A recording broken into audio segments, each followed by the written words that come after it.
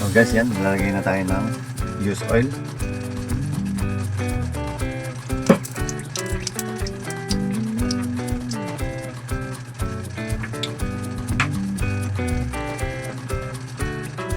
Unahin na natin ang sibuyas.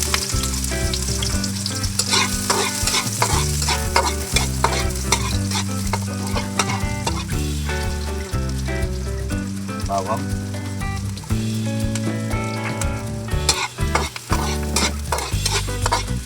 Hintayin lang po natin mag-brown yung sibuyas bawang natin. Susunod po natin ang sisig.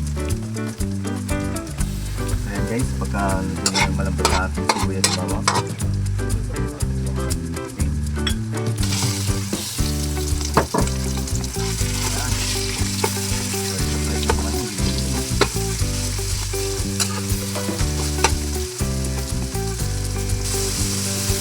guys, pagka medyo maluto na po yung ating garlic, tignan po natin ang ating sitaw. And guys, luto na po ang ating paniling. Medyo brown na po siya. Pumuputok-putok pa. Hindi na tao sa mga ating. Pwede na po natin ilagay ang ating sitaw.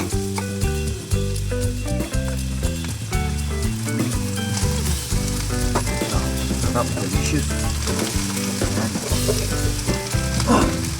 Ang mga anak niyo, dapat sanayin yung pakainin yung mga gulay ang anak niyo para masustansya ang mga kinakain.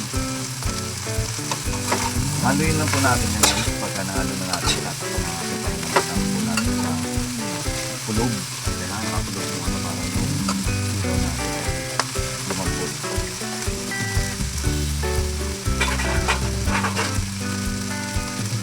Pagka natin. Yan.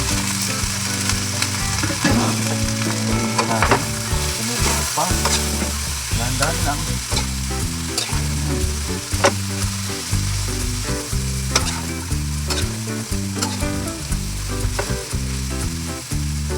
Bago natin lagyan ng tubig guys para lalambutan din natin halo-halo muna natin lulutuin muna natin gulay.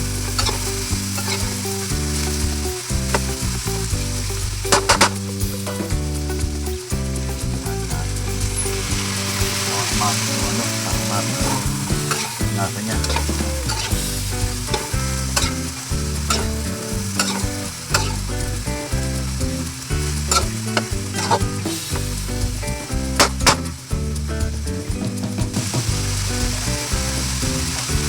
Lagyan na natin ang ating tubig.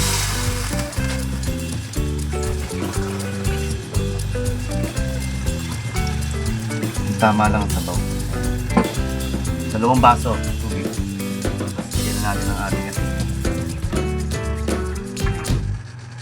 1 kutsarang paminta.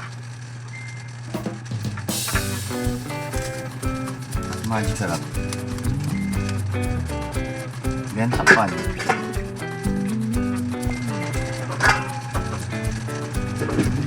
At huwag nyo rin kalimutan maglagay ng Knorr cubes. Baka naman